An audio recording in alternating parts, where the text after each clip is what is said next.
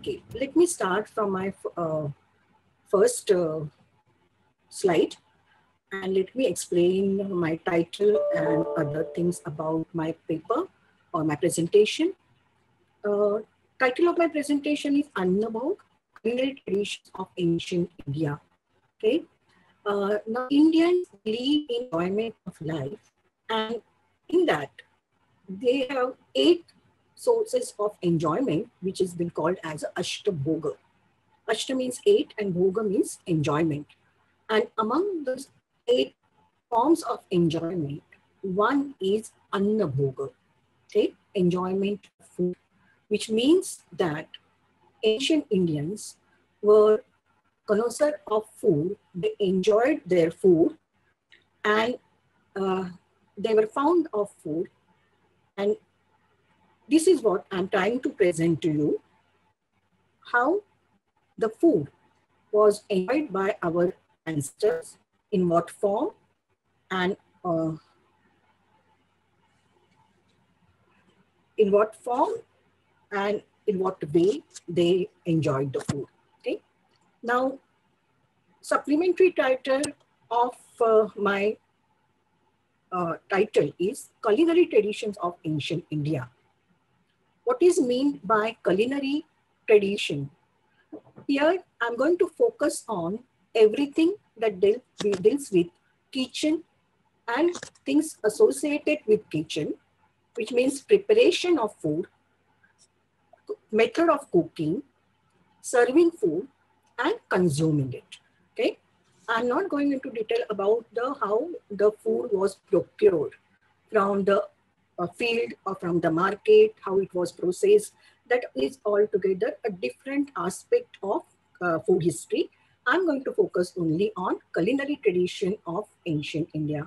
So we are going to talk about preparation, cooking preparation, idea behind it, what style was used, and how the food was served and how it was enjoyed. Okay, the period is from 2500 BCE to 1200 CE. This is the ancient period which I've taken. My title does not be from the earliest period, which is the usual title for the ancient India, but I'm taking it from 2500 BC. That means I'm starting from the Vedic period, because again here I'm going to focus on mainly the literary sources of ancient India. And next slide, please.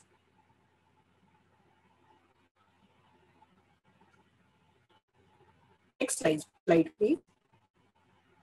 Okay, I'm not going to go into detail about the archaeological sources of food because it is altogether a different subject. I'm going to concentrate on the literary sources of our topic. What are the literary sources? Previous slide, please. Okay. Previous slide. The Vedas and Vedic literature, Buddhist and Jain religious literature, Dharma Shastras, okay, epics like Ramayana and Mahabharata, travelogue, and other secular literature, medical treatises, of course, okay, because we believe that food and health are 2 sides of same coin. And if you have to trace the food habit or the culinary tradition of ancient Indians, then medical treatises are very important source, because there they describe different types of food to be eaten by different age group, by different gender, people from different religion at time of different suffering from different diseases. So medical treatises are very important. And interestingly, our cookery manuscript of later period are mainly the medical treatises. They are not cookery manuscript as we know today as a cookbooks, but basically they are medical treatises. Unfortunately, we don't have any cookbooks of this period or ancient period, okay, because otherwise these cookbooks would have provided us with the direct and most authentic information about the culinary practices. But we don't have cookery books, and therefore we have to depend on other sources like religious literature, scriptures, and epics and travelogues. Travelogues are very, very important for understanding food, because sometimes what we see in our history, that we are very much involved with the spiritual aspect of life. It included in the matter of food as well. We talk in detail about the spiritual aspect of food, but but about daily food and what was enjoyed, that is not mentioned. And therefore, these travelers who visited India some ancient period, they found something curious about our food, about our habit, and they have recorded it. So in the absence of our own writing on our food habit, whatever has been written by the travelers helps us a lot. For example, the teaser about my lecture was that Nearchus, the very well-known naval officer of Alexander, in his travelogue has mentioned that Indians know how to prepare honey without honeybees. Okay? Because he found the process making jack, and that liquid molasses which he found, he called it as a honey.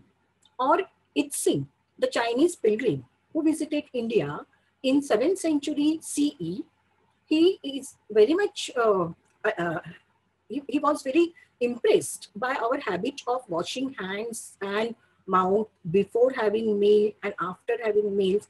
And after returning to China, in his travelogue, he mentioned that this is a very good habit which Indians have, and we must also follow it. Okay, so things which we have not mentioned, which taken as a very common thing or mundane thing, has been recorded by this travelogue. So travelogues becomes very interesting source material for our study. Then there are plays and other secular literature, there are poetry. There also the mention of food. It comes in the form of metaphor, or it comes as a description of feast, or it comes as a description of, say, market.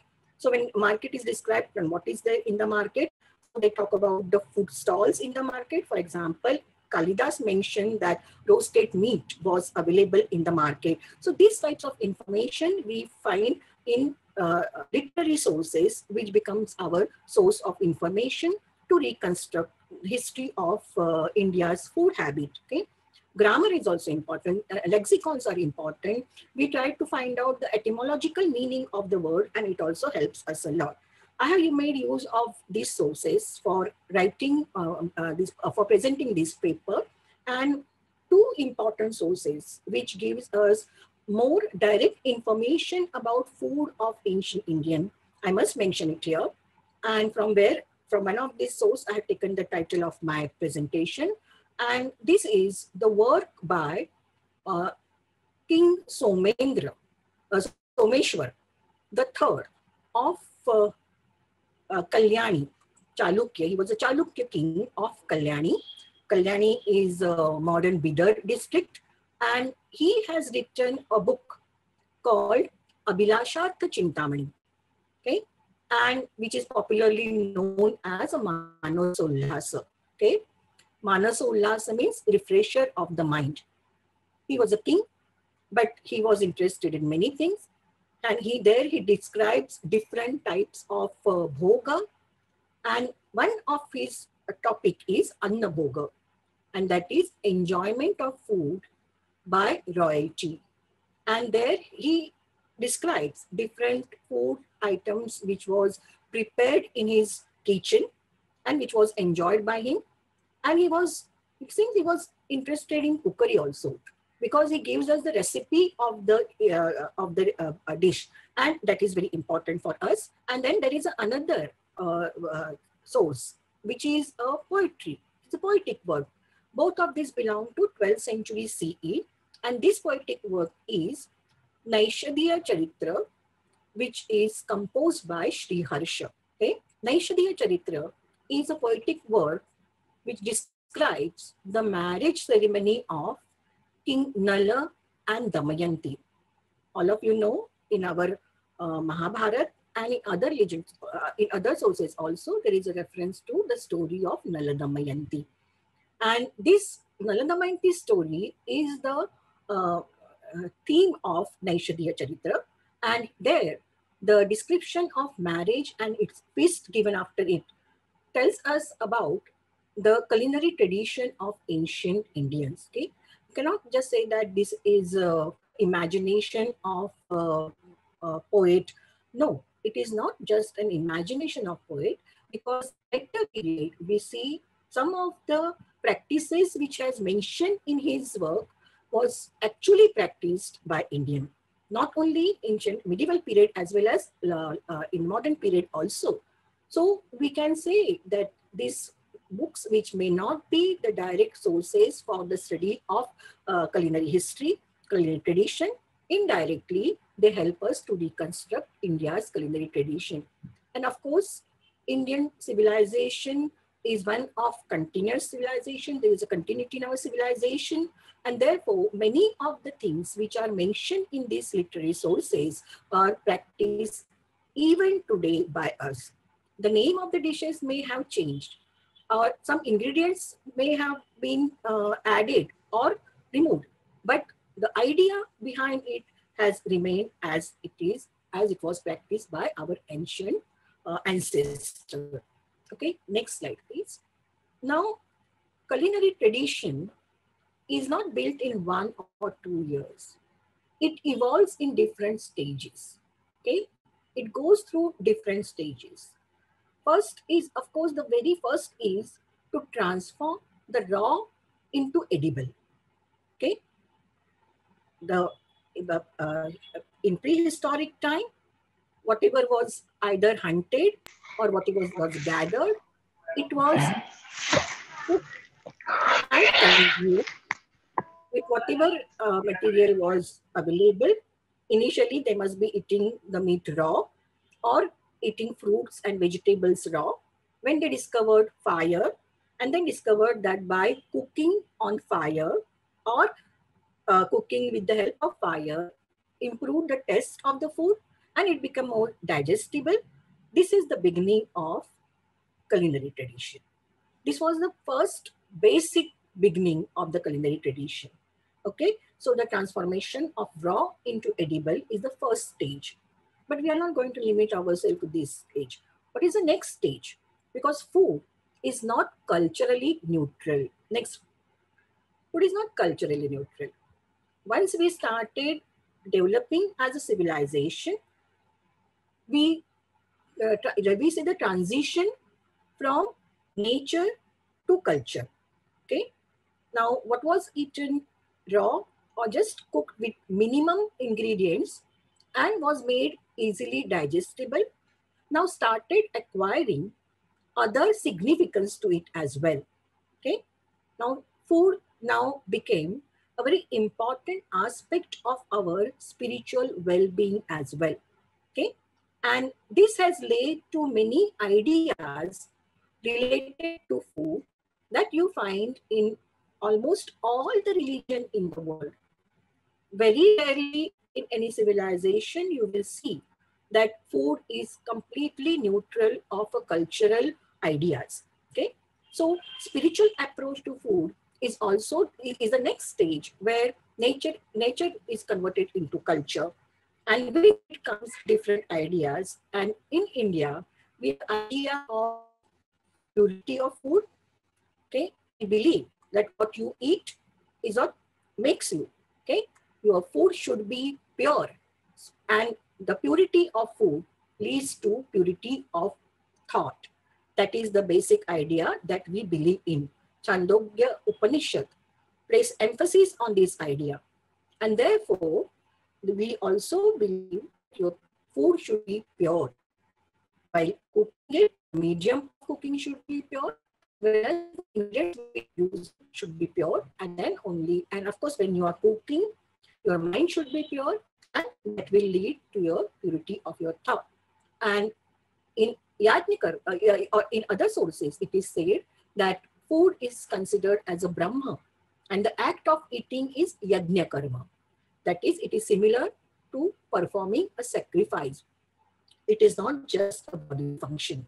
It is not for just the bodily sustenance, but food is for our mental, physical, as well as spiritual well-being. Okay, and this is the aspect which is more in detail explained in Bhagavad Gita, where, next slide please, where food is classified into three types: sattvic, rajasi, and tamasi. Okay, the three categories of food, and it has been explained as sattvic is nutritious and wholesome and is enjoyed by serene and spiritually inclined people, where rajasi is acidic, pungent, dry, and it is enjoyed by people with passionate nature, and tamasic is spicy, cold, stale, enjoyed by the people with baser or low taste. So this is the classification of food on spiritual way, but it also has its medical manifestation, where sattvic is equal with pitta prakriti, rajasi with vata, and tamasi with kapha prakriti. Okay, and we also believe that we must strive to be of prakriti. We must be spiritually inclined. We must be serene in our approach. And naturally, in Indian tradition, sattvic food is considered as an ideal food. It is considered an ideal diet. Okay, so spiritual, and this spiritual aspect of food also led to the development of concept of pollution. And this concept of pollution has resulted in intricate rules and regulation which govern the preparing and serving and eating of food. We Kitchen is like a temple for us, and therefore how you enter into your kitchen, how you start your cooking, there used to be very detailed rules and regulation about it. Our grandmother and earlier people, they used to follow these rules very strictly. Nowadays we don't follow, but it was very strictly followed. And in Maharashtra, what we call as a solar, which is the way the food should be cooked. Okay, the rules and regulation to be followed while cooking the food, and to minimize the polluting aspect of the food. Okay, and here, therefore, there are two types of cooking. One is where you cook food with clarified butter, pure ghee, which is less polluting, and it is called pakka food. Whereas food cooked with water, which is called as a kacha food, it is more polluting. Okay? So when we cook food for the ritual, religious ritual, at that time you see this particular rules being followed very strictly. When the food was to be offered to God, that this also is to be followed properly. What is to be cooked first? What is to be cooked at the end? What if mixing of what makes the food polluting? All these things are the spiritual aspect of our culinary tradition. Okay, and offering and receiving food is also very interesting in India, because it is also a demarcating line in interpersonal relationship. From whom one can take food and what type of food. Okay, in India, it is believed that giver of the food stands higher than the receiver of the food. Okay, and therefore you will see, I am explaining this to you as what was believed by our ancestor, what has been mentioned in our religious texts, and what is being followed to some extent even today by some families, always, as well as some group. But that does not mean that this is the right thing to do. We must look at the other aspect of these beliefs also, and act accordingly. Okay, so receiving and offering food also had certain very intricate rule, and it determines interpersonal relationship. Okay, and we have this belief that with whom you can have your meals. In earlier time, it was categorically believed that you can eat along with only person from your own caste, or those castes which are allowed to have meals with you. Others were not to take meals along with you. And we have this system of sitting together to have meal, which in Maharashtra is called as a pangat or pankti, where you sit in one row and eat together, but not share your plate. Not like Muslims, you don't share your plate. You have a separate plate, you eat together. And anyone who does not belong to your group with whom you can have the meal, that person's plate is kept in right angle. That is an indicator that he can eat with you, but he is not one of you. Okay. And this is also because it was believed that the sin of the person passes to the person who sits next to him while eating. And because of all this idea, we see that food is not at all culturally neutral in India. There are so many ideas associated with food, and it is being practiced throughout these many years from ancient time till today. Next.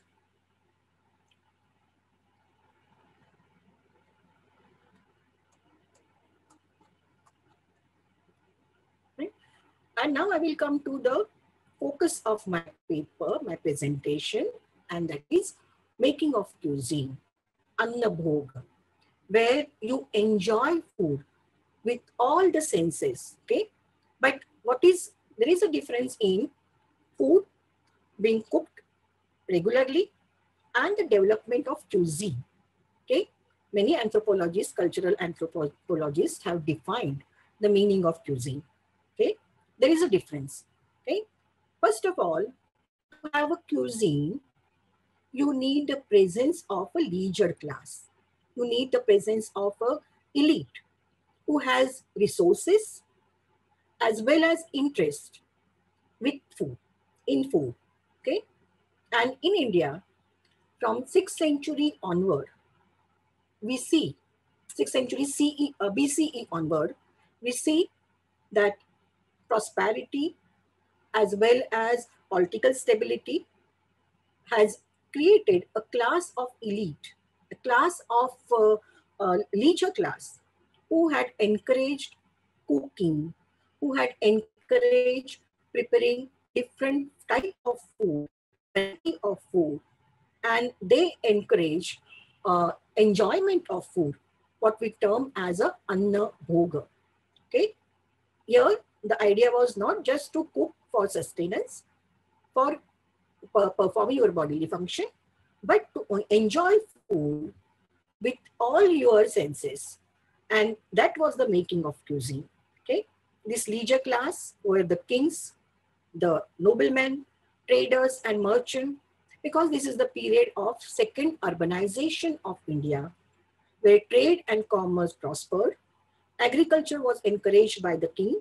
There was surplus production, and this all reflected in various things.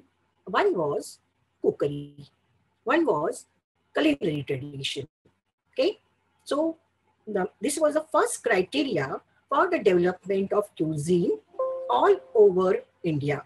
Okay, it is not only in uh, uh, all over the world, not only in India, but also all over the world. This is what we see here. Okay, next slide, please.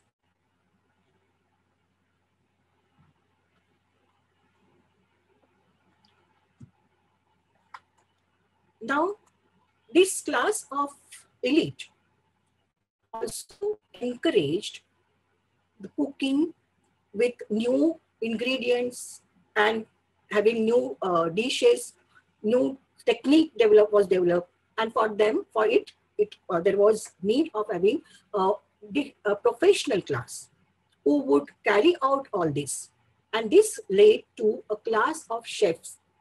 In 6th century BC, this is a period of Buddhism, where you see that cooking was considered as one of the 25 prominent professions. Okay, cooking was one of the 25 prominent professions.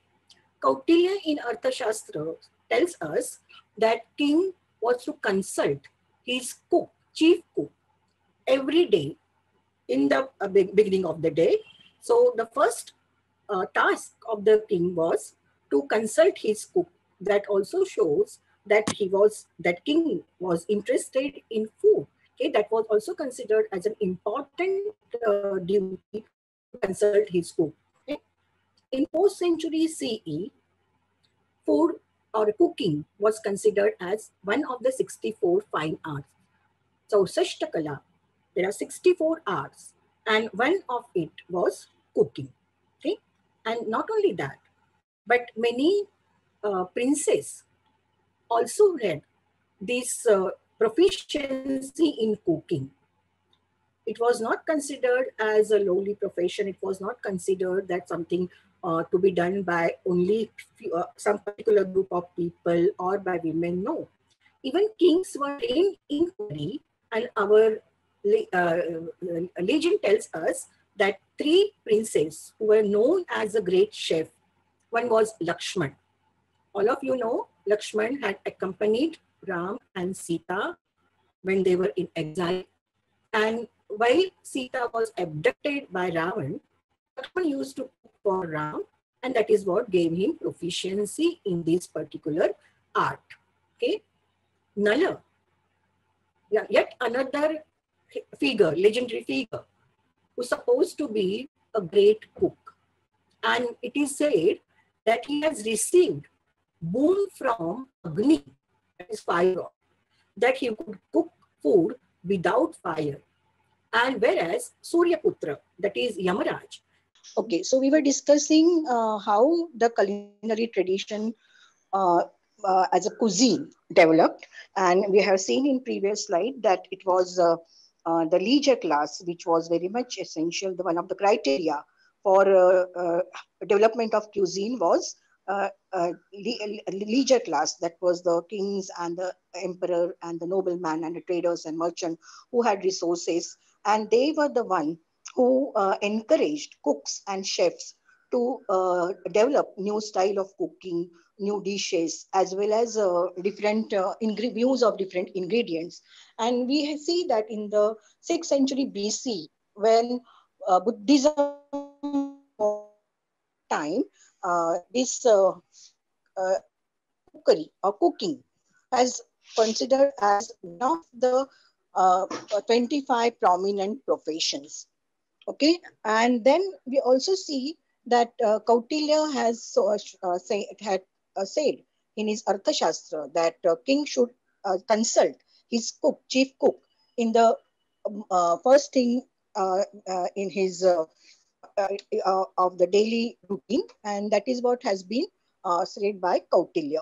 In 4th century, we see that in Vatsayana's Kama Sutra also, that cooking was one of the 64 art, Chausashtakala, as it was being said.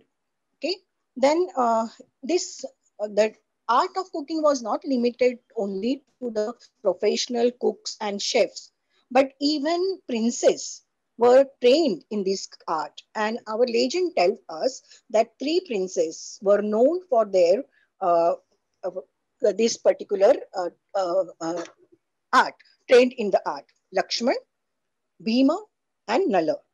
Lakshman, because he used to cook for Ram when Sita was abducted by Ravan. Nala was known for his cookery skill, and he had received the boons from gods for cooking. And he was very well-known chef or well-known expert in cooking. And it is believed that he has also written a cookery manuscript, which is known as Nalapaka Darpan. Okay, it is said that this Nalapaka Darpan was written by Nala. And Bhim, of course, all of you know that Bhim is known for his enjoyment of food. He was very fond of food, and he was also known as a cook. So when Pandavas were in exile, at that time, Bhim had taken the role of Ballavacharya, or a chef, and he had joined the court of king of Viratnagar. Okay, so this shows that cooking was considered as a very important profession, and it was respected by the people as well. The cooks were called as a Sudha or a Supakara. Okay, and they were experts, well trained in different style of cooking. with different ingredients. So there was a specialized supakaras or sudakaras for cooking pulses or cooking vegetables or cooking meat or non-vegetarian dishes. In case of Nala, it is also said that he was well versed in cooking non-vegetarian food. Okay, and of course we also believe that Parvati is Annapurna. She is goddesses of cooking, and at the time of marriage, a small image of Annapurna is given to bride. So she can be a good provider, a good cook for her family, because cooking was taken very seriously by her family members. Okay, and there was a superintendent of kitchen who was called as a Pauragava. He was to supervise over the kitchen. Under him, there would be a number of chefs who would be expert in different style of cooking, different dishes, etc. Okay, so this was the chefs, the training which was provided to them. Okay, next slide, please.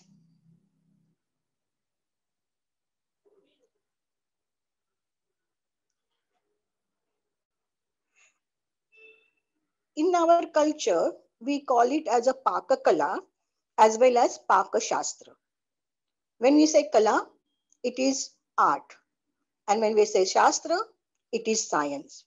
So we believed that cooking is art as well as science. And therefore, the food was prepared in such a way that it should be visually and aesthetically beautiful.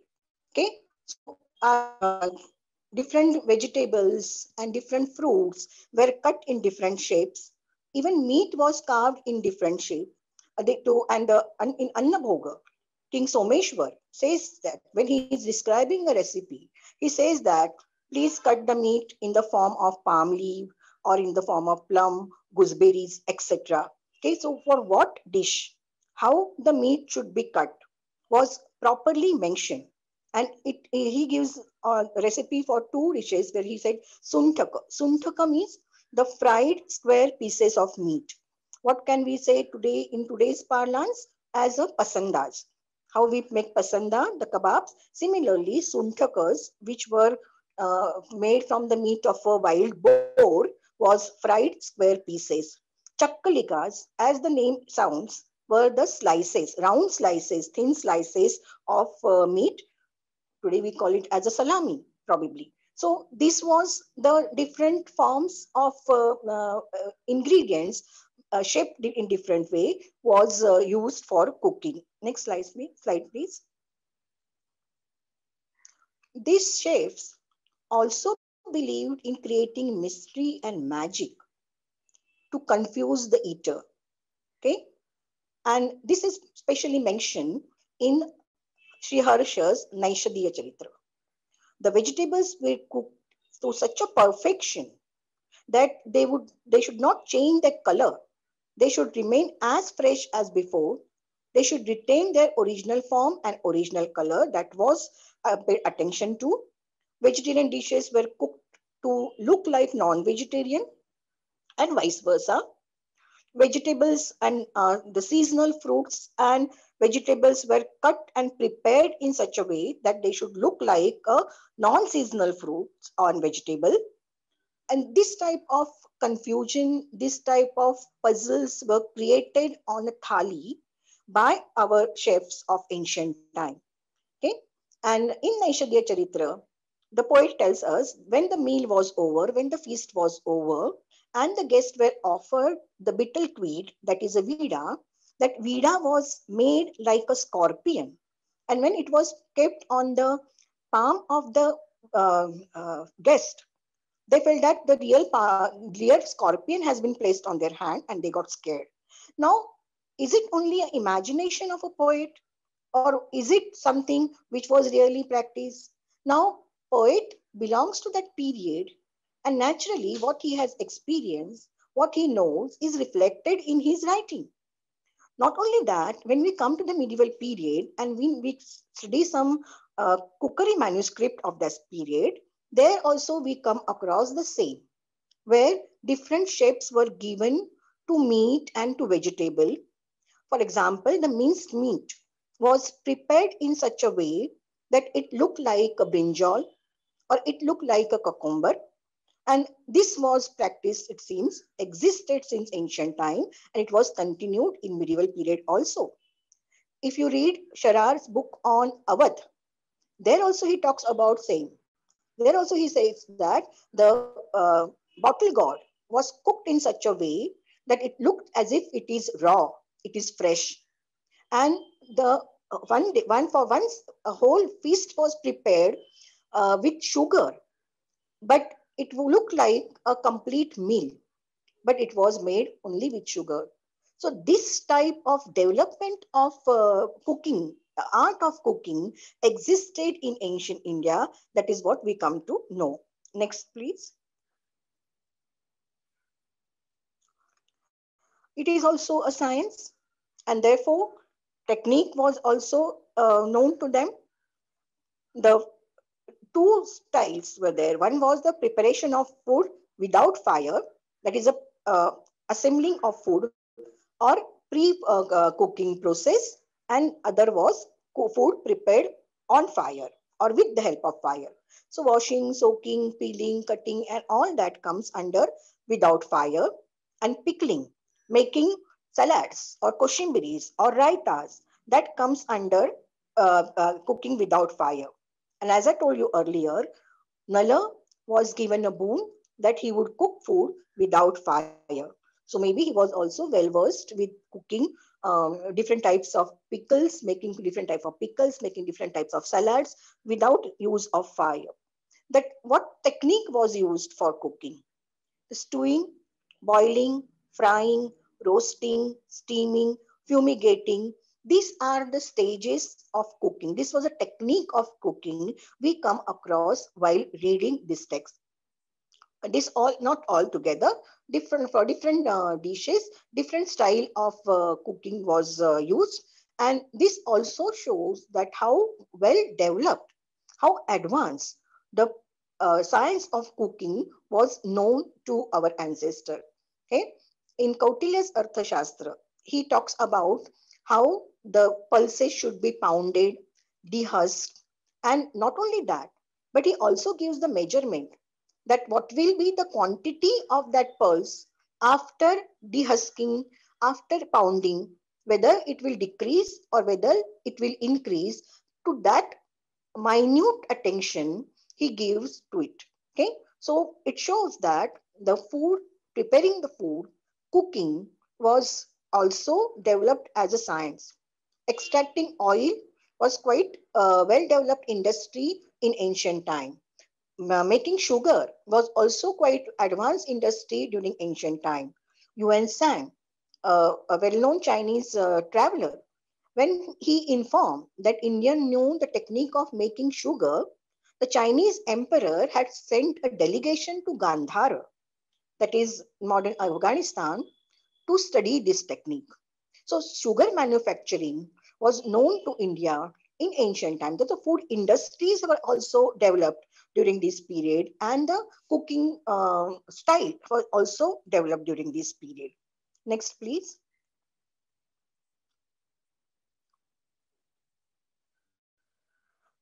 Ingredients were used differently, and since ancient time, we are known for our use of spices. India was known for her spices. India was major market for spices. And no wonder that Indian used those spices in their cooking as well. But you will see that very few ingredients, spices were being used there. What some of the spices which are very common today are not there, especially chili. Okay, chili is not mentioned because chili was not in our diet till 15th, 16th century CE. So what was used to give that tikhapan of that taste to our food? It was mainly peppercorn or pimpli, which is another form of corn which was used for giving that taste to our food. Okay, in 6th century BCE, cumin, dry ginger, mustard, cloves were commonly used. By the time we come to the 3rd century CE, some new spices were added, that is coriander, cardamom.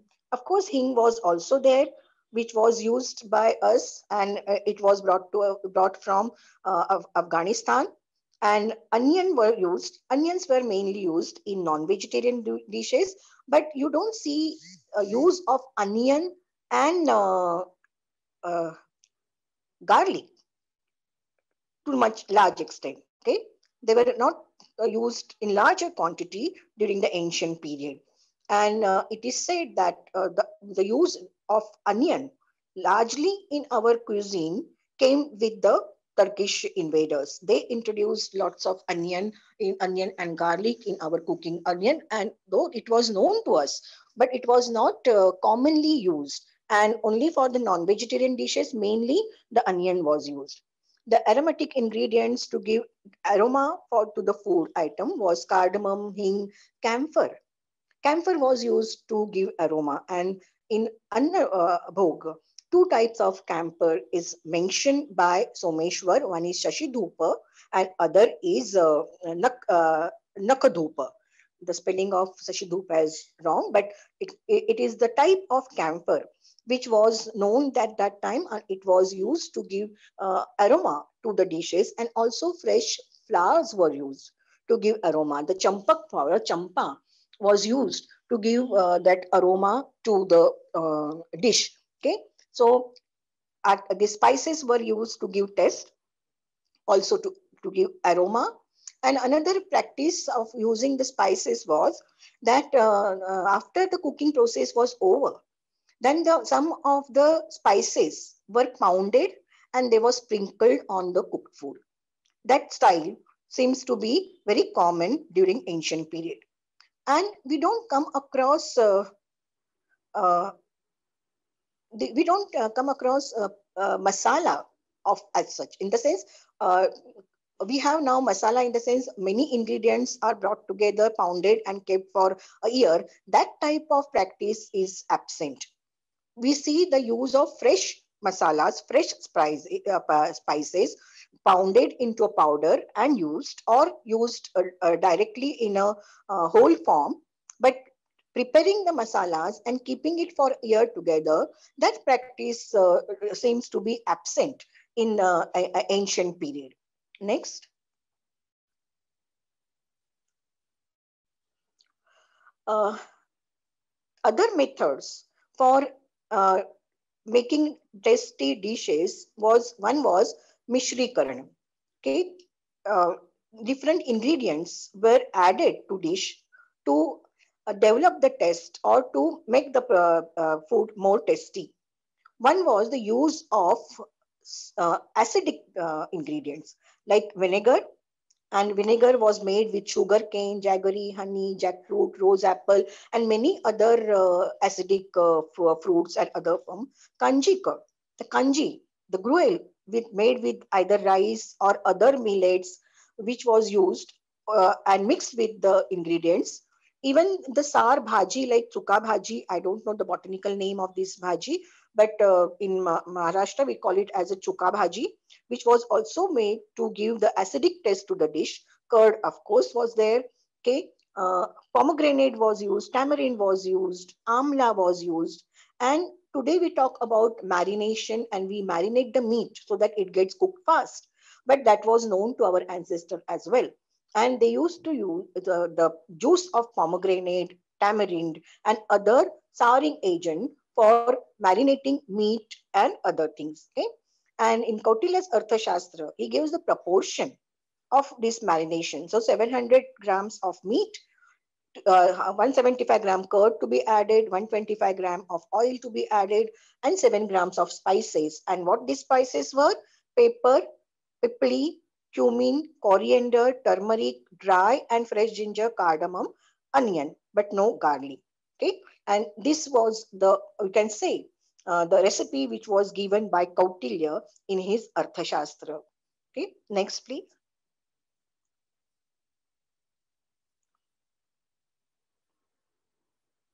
Khatta palak or green sorrel. Yes, thank you, Sabira.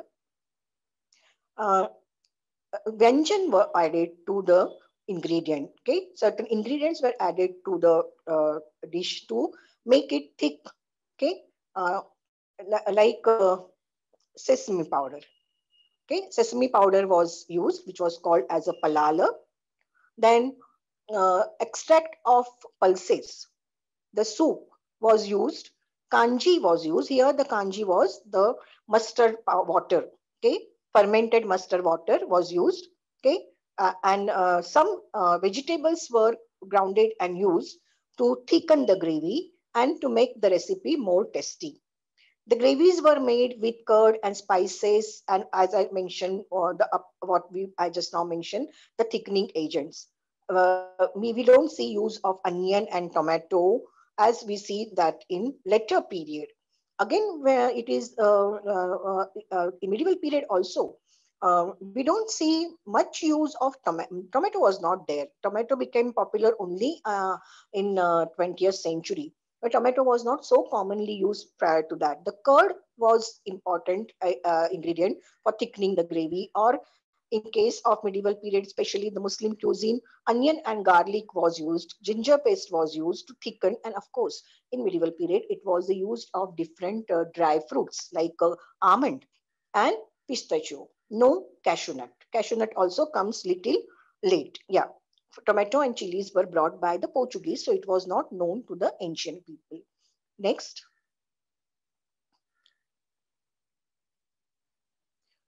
food was tempered with again the same ingredients: the mustard, dried ginger, fresh ginger, cumin, coriander, and as I just now explained to you, the fresh pounded powder of spices was sprinkled. How we sprinkle chaat masala over over our dishes at present time?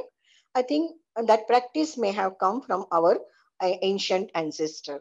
Next, please. When the feast was given, okay, because we are talking about cuisine, we are talking about the elite class, feast was a very common practice among them. And on some occasions, giving feast was mandatory. At the time of sacrifice, when sacrifice were performed, yajnas were performed, you have to invite all your near and dear one, and you have to give them a feast. Even different ceremonies like marriage ceremony or upanayan ceremony was that occasion to invite the guest. Okay, and of course at the time of shraddha as well. In India, we believe that if you don't go for wedding is okay, but you're not to refuse the invitation to the Shakriya ceremony or the Shraddha ceremony. That is what we believe in. And therefore, the invitations are also of two types. Nimantran means that it is obligatory. When I give you Nimantran, then it is obligatory on your part to visit, okay, or to come for the feast. You cannot say no. Whereas Amantran is more friendly invitation, and you could say that you are busy, you cannot come. So Nimantran and Amantran, there were two types of invitation were sent to the guest. Now, what is meant by samasa?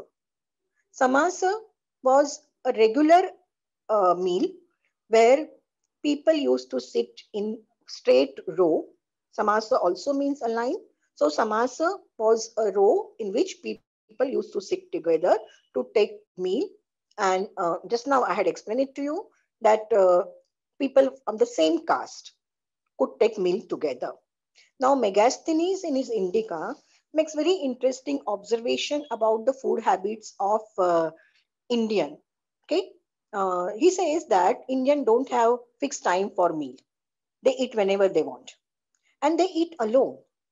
Don't eat together. Okay, and then he advises us. He recommends to us that it is better for their social life that they should eat together. Now, when I say the importance of travelogue, one must also take the writing of in the travelogue with little pinch of salt, because this particular observation of Megasthenes is not right.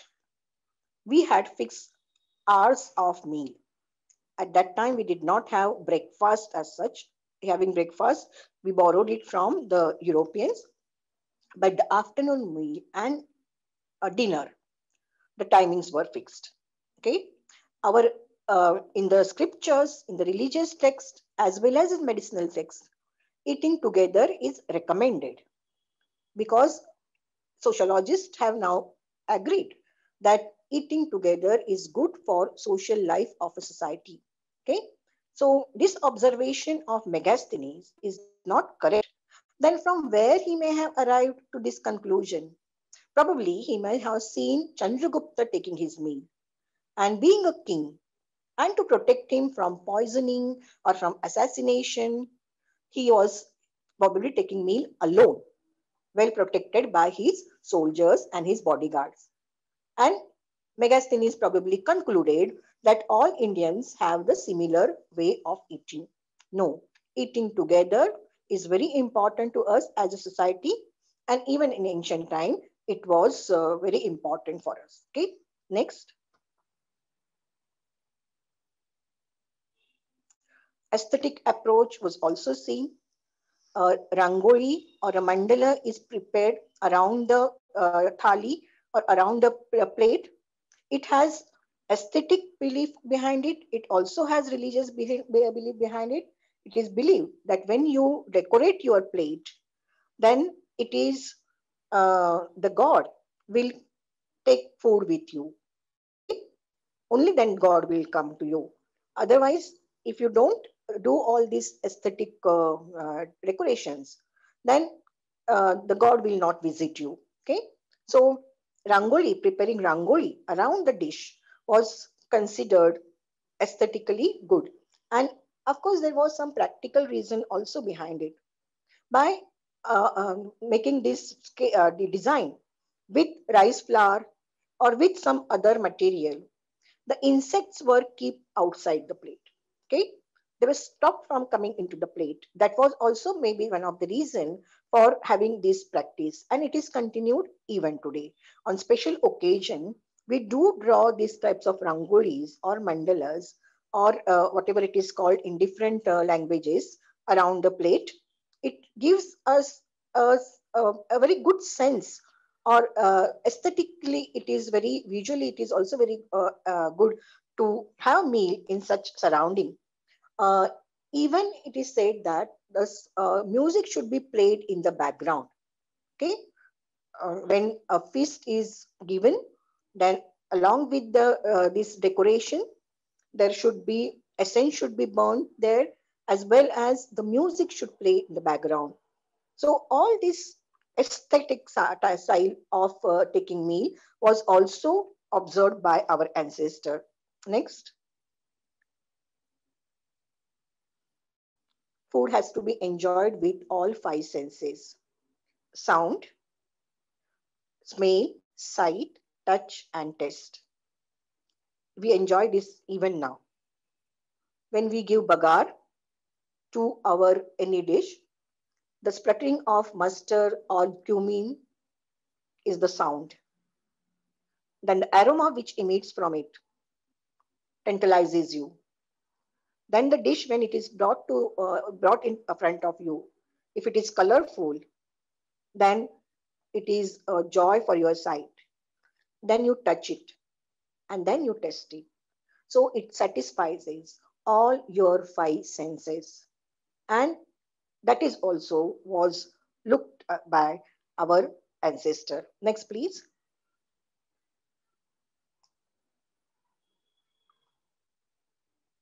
Sixth taste has to be in our thali: sweet, sour, salty, pungent, bitter, and astringent. Shadrasa.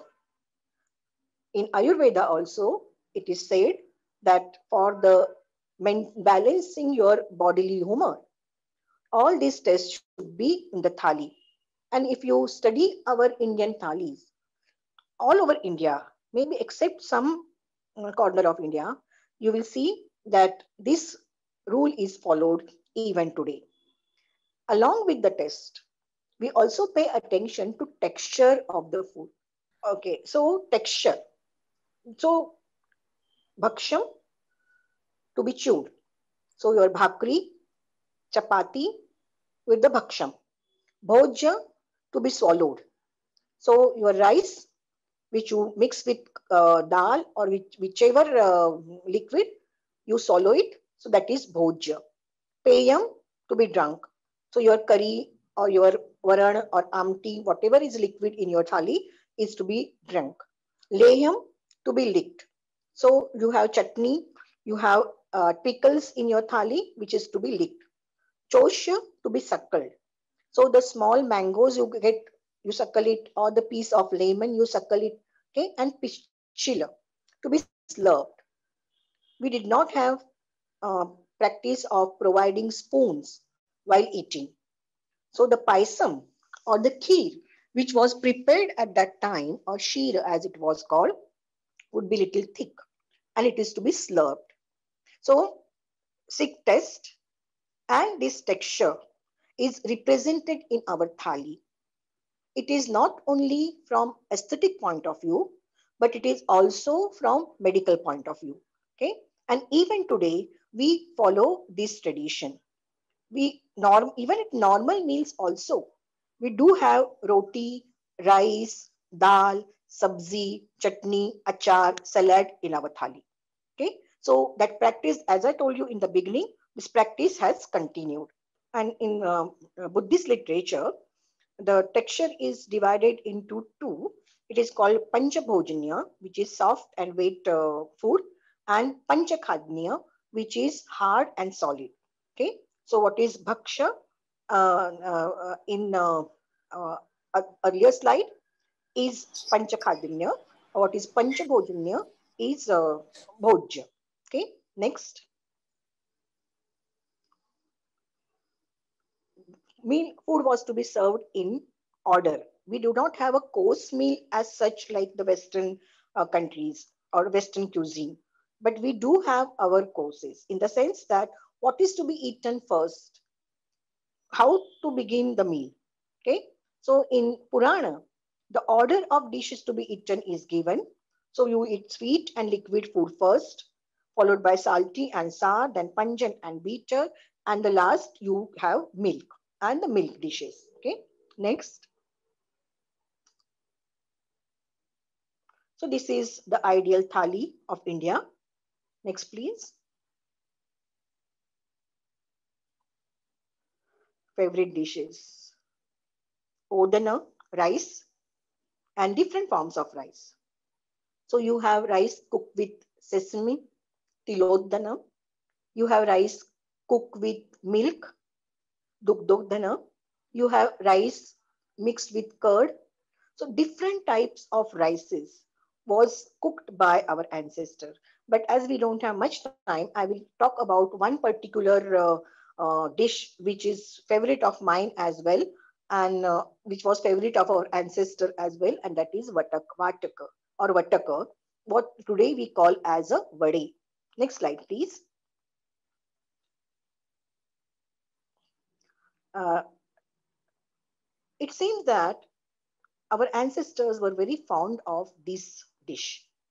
Okay, and they prepared variety of vatakas. There are at least 9 types of vatakas which was cooked. Mainly it was cooked with the black pulse, that is udit dal. Okay, it was soaked and then it was ground and then it was fried in the oil.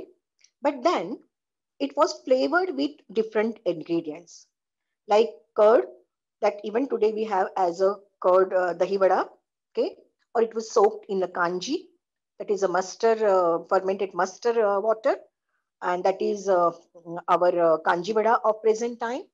Then it was also soaked in a ambil, which is gruel made with rice or any other grain. Okay, so 9 styles of vadas were prepared by our ancestor, and it was enjoyed by them as well as it is offered to God as well. Okay, so gods were also shown a nevedya or offering of different vadas. Okay, uh, which god like which type of vada? There is a list of it in Purana. Okay, next please. And in non-vegetarian also, a different vadas were. So Mauso Vataka, which means roasted meatballs. Okay, ground and spiced roasted meatball. Bhushika was the fried kebabs, you can call it as a kosali. As its name indicates, the meat was put into a wheat dough and then roasted on a live coal or live fire, and that was koshali. The word koshali probably come from the word kosher, which is covering. Okay, so this was not only vegetarian vadas were made with the pulses, but even non-vegetarian vadas were made and enjoyed. And how it was enjoyed? There used to be a celebration where only on that particular day vadas were prepared. It was called Vatakini Purnima. In 2nd century BCE, the on that particular Purnima day, the meal consisted only of different types of vade. So you can just see how our ancestors were uh, fond of eating and how they enjoyed the meal. Today we talk about theme parties, but it seems our ancestors were also had knowledge of theme party, going on picnic and cooking food there was mentioned in many of these stories and epics. Okay, there is a description of a picnic during the Mahabharata period where Pandav had gone on a picnic to the forest and how different types of meat was cooked for that occasion is described in Mahabharata. Next, Modaka. Modaka does not mean the Modaka which we offer to Ganpati today. Modaka means laddu as we know today. This word Modaka is derived from the word Modak, and that is happiness, enjoyment. So this was a source of enjoyment, and therefore they were called as a Modaka in ancient period. And somewhere in the course of history, they were now being called as a Ladduka, and Modak has become altogether a different dish. Because even the Modaka described in text were to be in the shape of fig, anjir, and that is also the shape of our steam Modaka. So how ingredients are different, how sometimes shape gets changed and even name get changed. Okay, so this is a modaka and this is different types of laddus. Next please. Polika or rotis. Okay, stuffed rotis were known to them, and in annabhoga a very intricate preparation of mande is given by the king. No, mande is a type of roti here, the right corner you see, which is a kaproli. But even mandes are made in similar way, and then you stuff different ingredients in it, like poppy seed or sugar or something else, and you get variety of mande. Cooking mande is considered a very difficult task. It is not easy to make mande, and you need specialized cooks to prepare mande, and it was enjoyed by the people of that period. Okay, even puran poli was known to them. Okay, so different types of rotis, puris were known to them. Even what we call today as a kachori was also known to them. Next please. There are different types of meat preparation. Okay, meat cooked in dry ginger or roasted meat or dried meat. Okay, minced meat. Okay, meat cooked with rice, mausodana, was very favorite. Okay, like other form of rice dishes, even rice cooked with meat was very favorite of them. Not only with pieces, but sometimes even the koftas were added to rice, which was called as a pishtodana. Pishta means balls. Okay, the pishtodana was made. Then keema or the ground meat was stuffed into vegetable like brinjal or like cucumber or even gourds, different gourds. So this was also a delicacy. Meat was fried in oil or in pure ghee, or meat was grounded and then consumed. Krishna Pak is a little different recipe where meat is cooked with blood. Okay, This is not very commonly known dish. Very few communities in India prepare dishes with blood.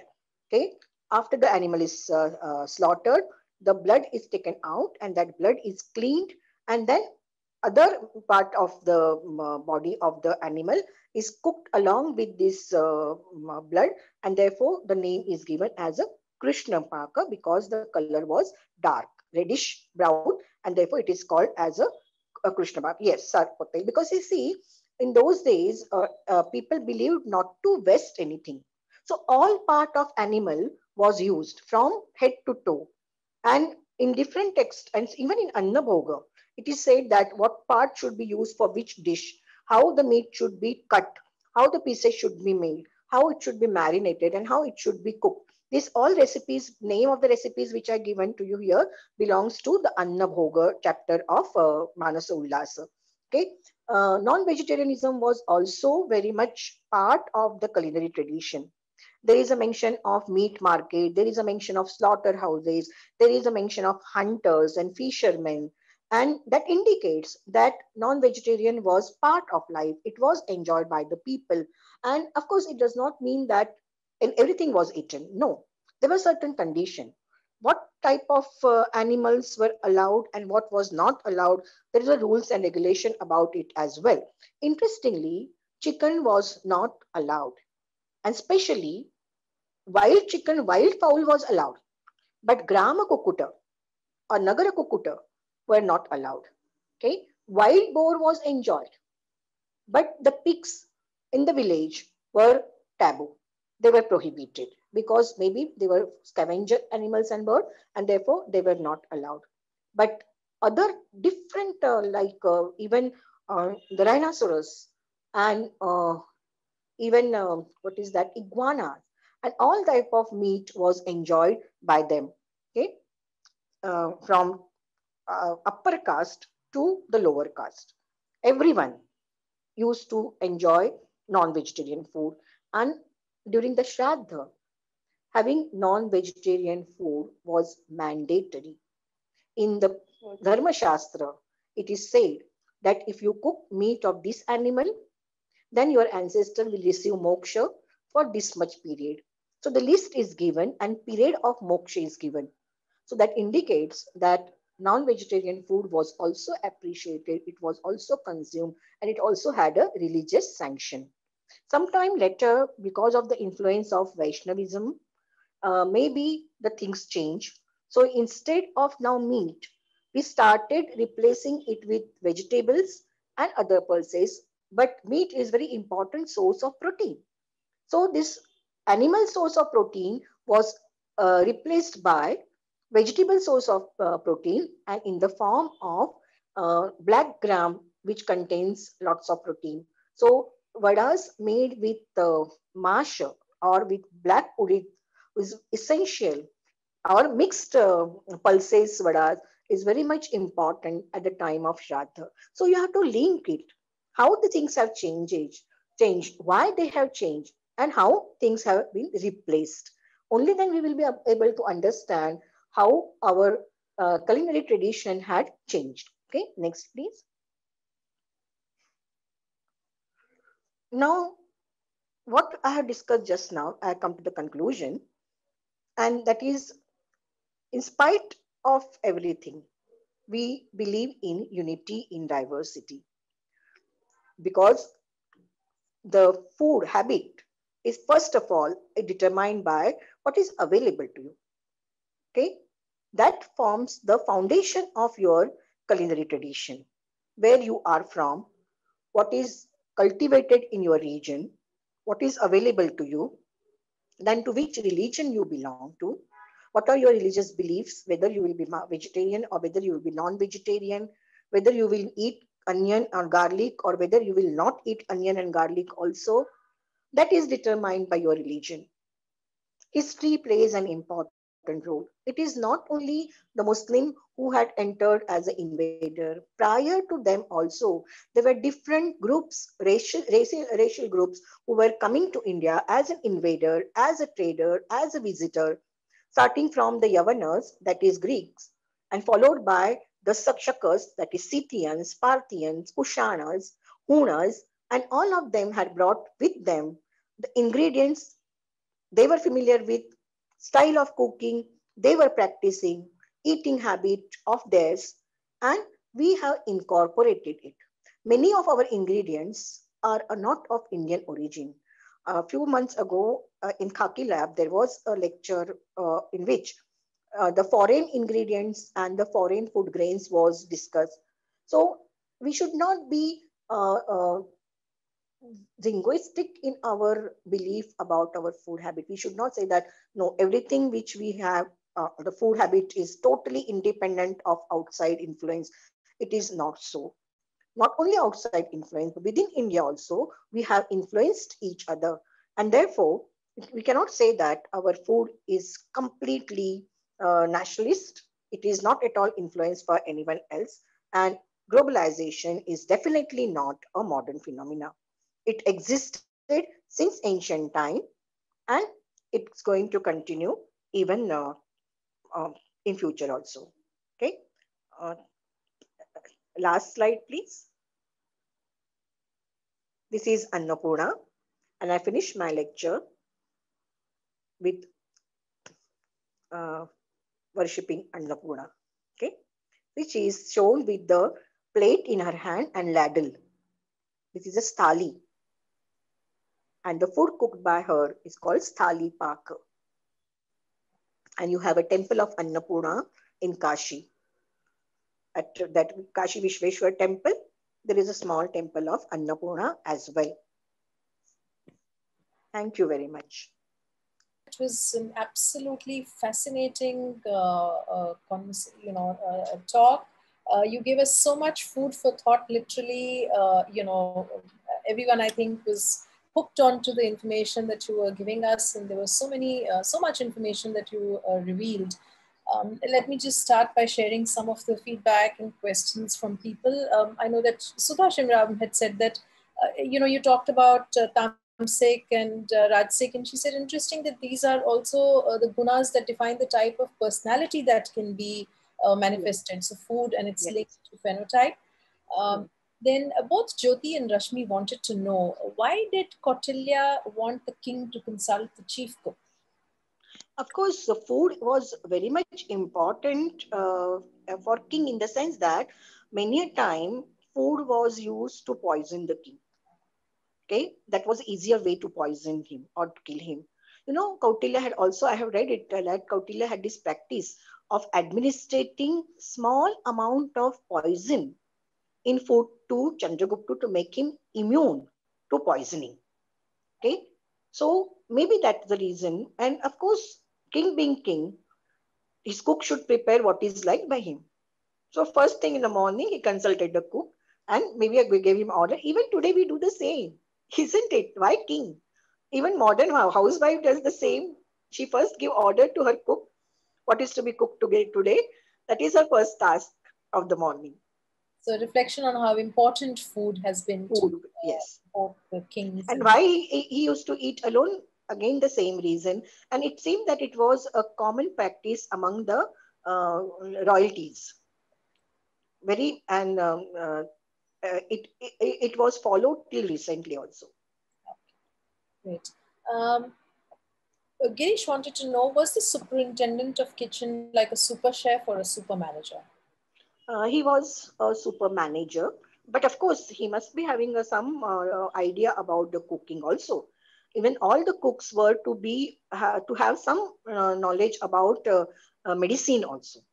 Okay, because as I told you, food and health go together. So and therefore you will see all the so-called cookery manuscript of medieval period gives us the uh, attribute of the ingredient and dish. So what is the attribute of food for say rice as a raw and cooked also. So when it is cooked with this ingredient, what will be its quality, how it will affect your body. So and therefore cooks were not only trained in the art of cooking, but they were to have knowledge of the technique of cooking as well as medical aspect of cooking. And many of the royalties, even of ancient and modern time or a medieval period, they used to have a Vaidya or a physician with them when Right. the food was prepared. Okay. Now, Girish has also asked that you mentioned that Nala was an expert at non-veg cooking, but then he was also booned with cooking without fire. So, Yes. what was this dichotomy? Was he I dehydrated? thought that maybe he was trained in making different types of salads and pickles or maybe chutneys where you don't need fire, na? Okay. Non-veg, right? So, Hmm. how was he doing that with non-veg? And even meat is when you dry, when you sun dry and eat it. It doesn't need cooking with fire. Exactly. Exactly.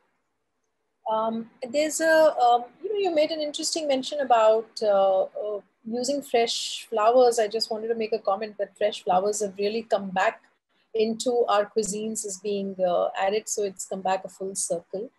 There's Hmm. another question. What grains were popular those days? We talk a lot about what our ancestors were See, eating. earlier the barley was very popular Okay, because they cultivated only barley. okay, Okay? And the Greek traveler tell us that they did not allow barley to be taken out of the village raw. They okay. could allow only roasted. I think the two reasons for this particular practice. First is when you roast barley, you cannot cultivate it. So your monopoly over the cultivation is retained. And secondly, when you roast it, it lasts for longer. So you remove all the moisture from the grain, so it remains in good condition. So maybe for these two reasons, barley was very much enjoyed.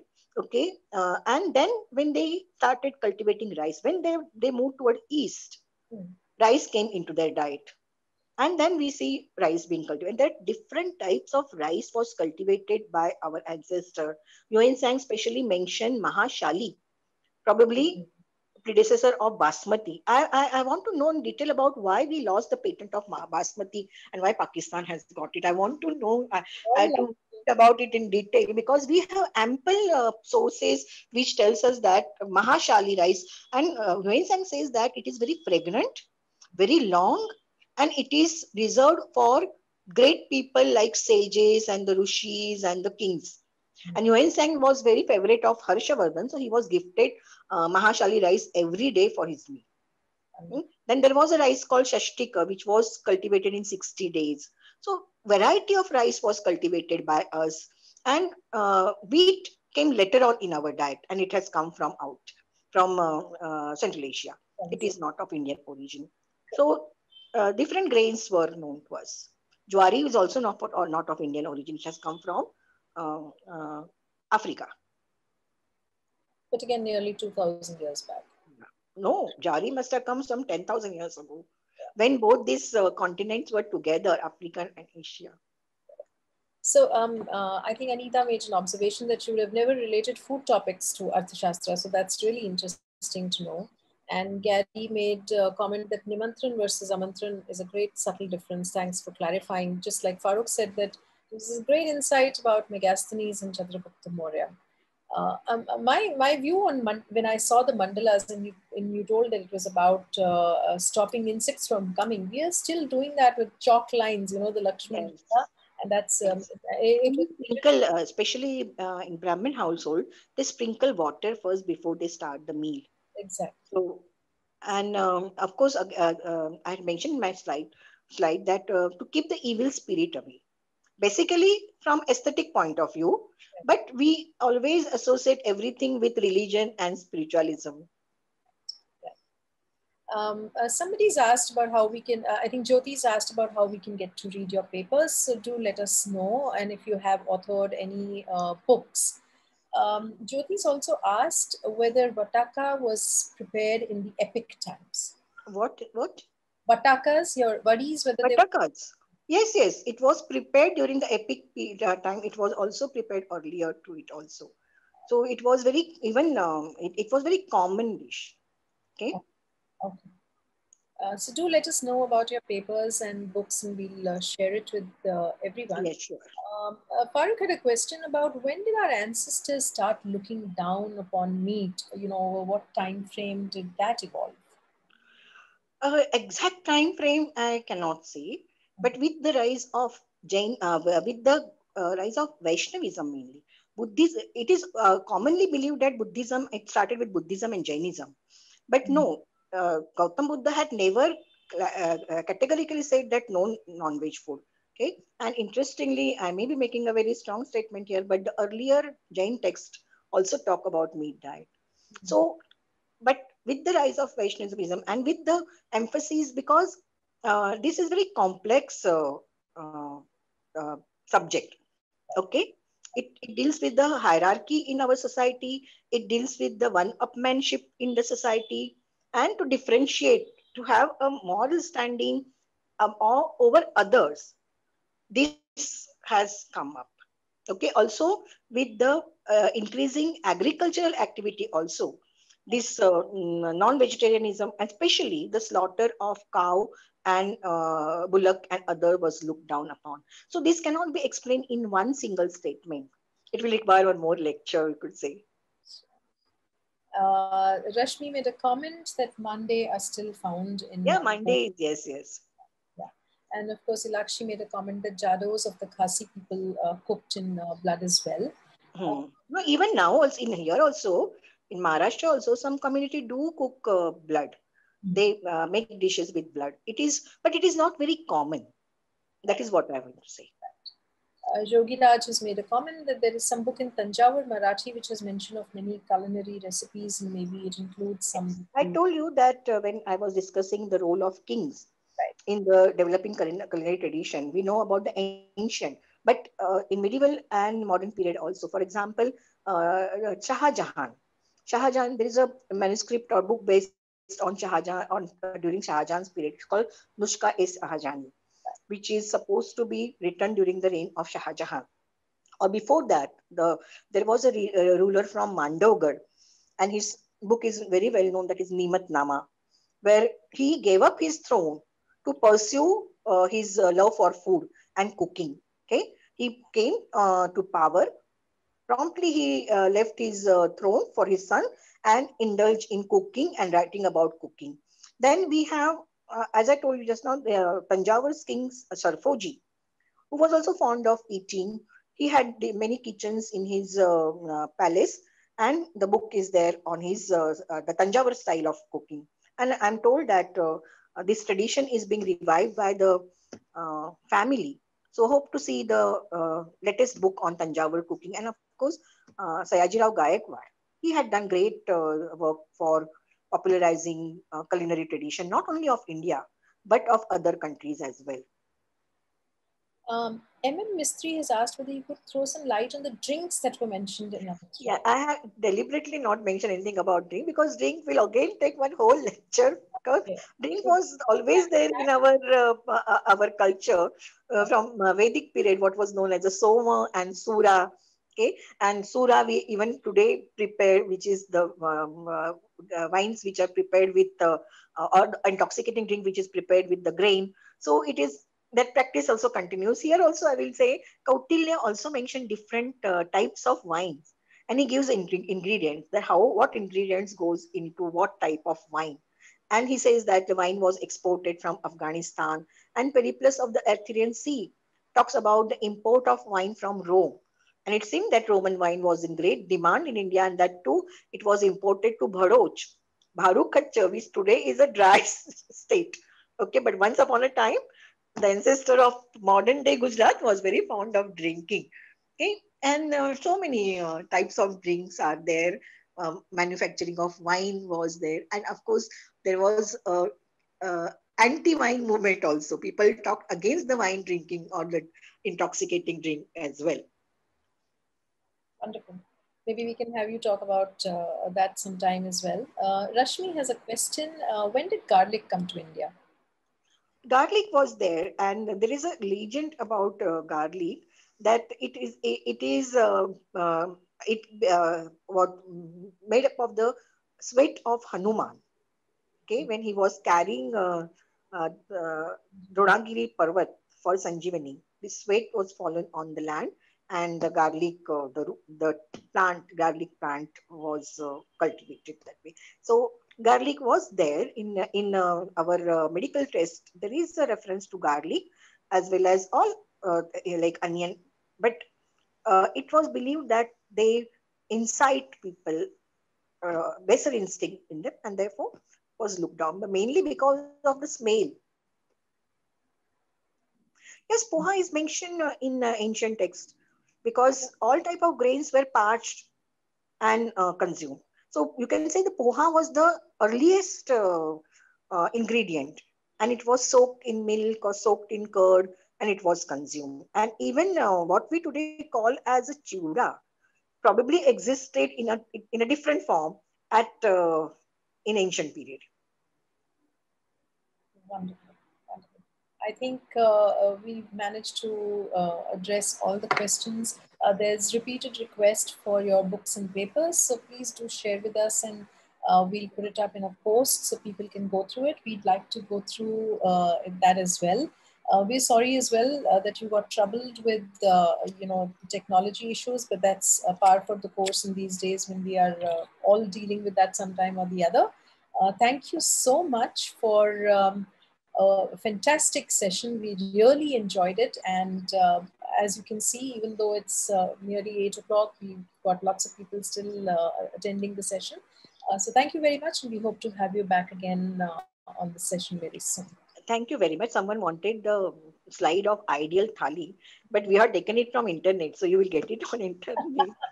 Yes, I missed that question. And our thali, whatever means what thali we enjoy today is an ideal thali, you can say. You just have to you have to find out what is moksha, what is bhojya, what is bhaksha, what is bhojya, what is peya, what is leya. You identify it when you are having thali in any restaurant or at your home. And that's professor's homework for all of us. Yes. Thank you very much. So, thank you very much. Thank you everyone for your patience and for sitting through the session.